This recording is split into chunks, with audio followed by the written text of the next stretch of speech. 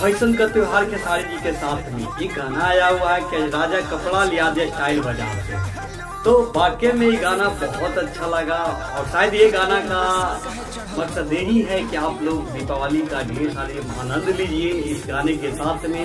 और जितने भी दर्शक देख रहे हैं हमारा वीडियो को तो हमारे तरफ से धनतेरस दीपावली का ढेर सारे शुभकामनाएं। और स्टाइल बाजार में जाइए और खूब मजा लीजिए और खरीदारी कीजिए, छूट कर अपने परिवार के साथ में जाइए। इस गाना का बस यही मकसद है, मैं अपना स्क्रीन पर सुनाता हूँ, देखिए आप लोग किस तरह से गाना का भाव है, लिरिक्स है जो कि दिलो आत्मा तक छू जाता है। वाह क्या बात है ट्रेंडिंग स्टार जी, हमेशा आप सभी के दिल में ऐसे ही राज करते रहेंगे।